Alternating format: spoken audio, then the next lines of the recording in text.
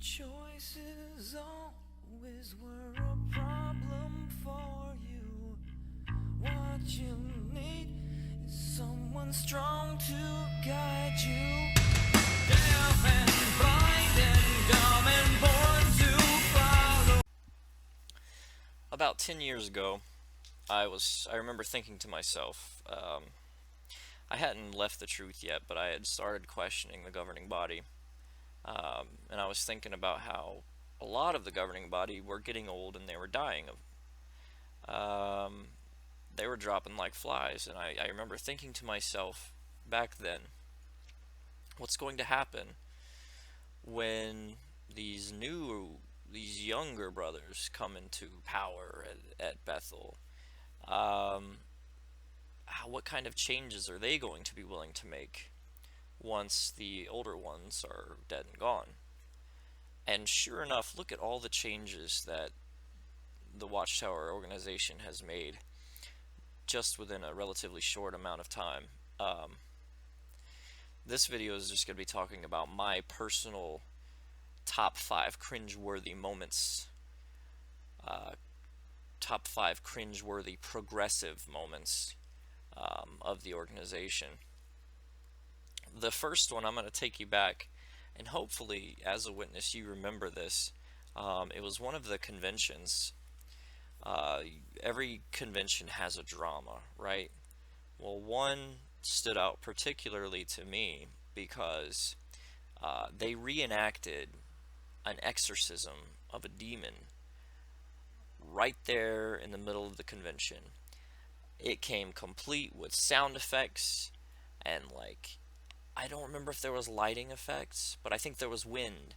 They had a fan or something placed strategically so that, like, the clothes were like flapping in the wind, and you hear this demonic voice shouting, and they had the volume up. It echoed. It was something straight out of The Exorcist, and it startled a lot of the friends. It was kind of controversial because they were depicting a demon, which don't Jehovah's Witnesses shun pieces of work like in Hollywood? Don't they shun movies and entertainment that depict demons?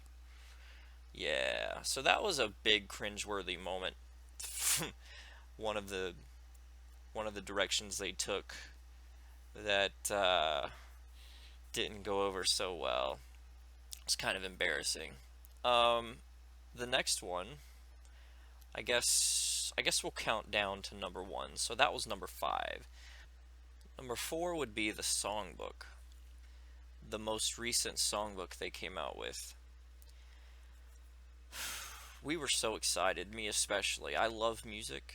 I loved the Kingdom melodies. To this day, I still like some of the original composition pieces from the Kingdom melodies. I was pumped to learn that they were coming out with a new songbook. It was a fresh new way for us to worship Jehovah. And then it came out, and it was awful. The new songs were terrible. They were hard to sing to. It was all over the place. The melodies were just weak and bland. Not only that, but they changed a lot of the old songs and made them worse. They changed the words because apparently they hadn't been glorifying Jehovah enough. Like, Jesus was getting some of the credit, and that obviously could not fly. So they altered some of the old songs. They cut out some entirely, from what I understand. And that was a terrible progressive movement that was very cringeworthy. Moving on to number 3, the third cringeworthy moment for me would be the society's new direction in the field ministry. Back in the day, going out in service meant going door to door, having a thought point prepared with a scripture to encourage Bible reading, right? That's admirable, kinda, even if it is annoying. But now what they do is they go to the door and they hand you one of these. um, and they say, "Hey, have you heard about JW.org?" And they proceed to tell you that anything that you need to know is on JW.org. Instead of them being bothered to try to talk to you about it, they just say, "Hey, everything that I could possibly tell you is on this website. Just go click on it. It'll take you from there." Um, which is great considering most Bible students in the organization these days don't actually know how to preach anymore, I suspect. Um, Half of them don't seem to know their own doctrines or why they believe the things they believe. So yeah, that's a cringe-worthy moment in the JW's progressive direction. Number two, the second reason, the second cringe-worthy moment would be just the content of JW.org.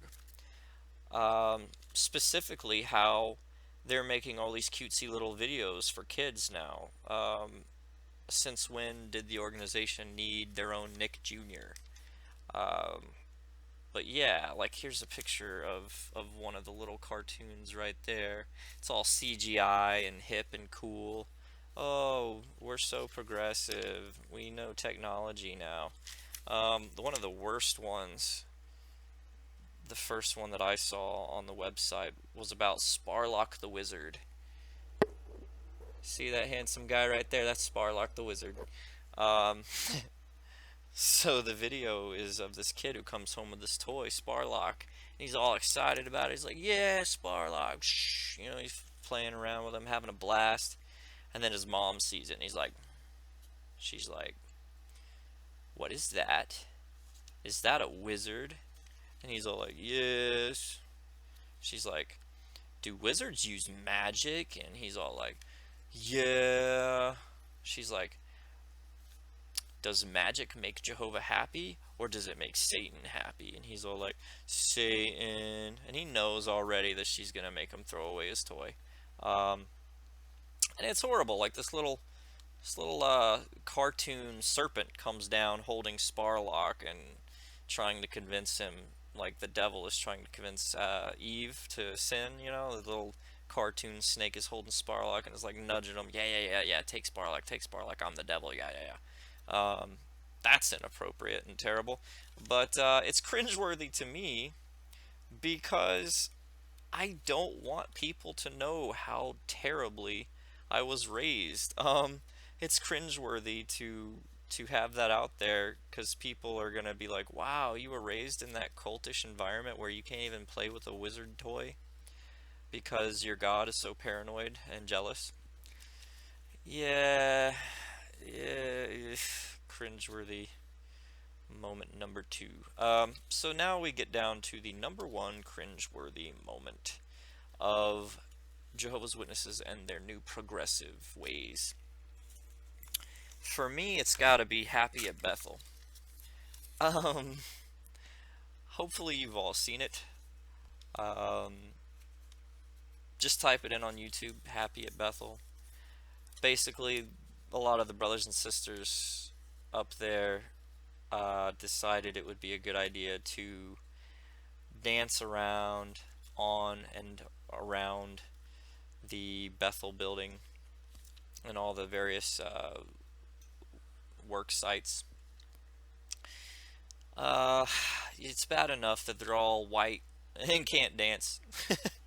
I mean, they're not all white, but they're all white in spirit. None of them really had ever really danced before. You could tell because Jehovah's Witnesses don't dance. Um, but it's bad enough that they're all terribly nerdy and can't dance and don't have rhythm. But on top of that, they added the Pharrell song Happy, the hip hop song. They added that to this video, which Jehovah's Witnesses are supposed to be no part of the world. So using a worldly music song for their video is incredibly cringeworthy. It's just inappropriate and weird, and I don't know why they did it. But look at how progressive the organization is now. They're so progressive. Yeah, yeah. Progressive is just another word for giving in to the pressures to conform. That's all progressive really means in this instance. They're becoming just like every other religion by doing the same kinds of things that all the other Christian religions do, which is try to do their own version of hip hop videos, do their own version of children's cartoons, um, and dramas and music. Ugh. So yeah, if you have any cringe-worthy moments, I'd love to hear them. You can put them in the comments, or just message me or something. All right, guys, please hit like. I like to see that not only are people looking at my videos, but they actually enjoyed something about the videos. That's just helpful feedback. I'm Faithful Slave. Till next week.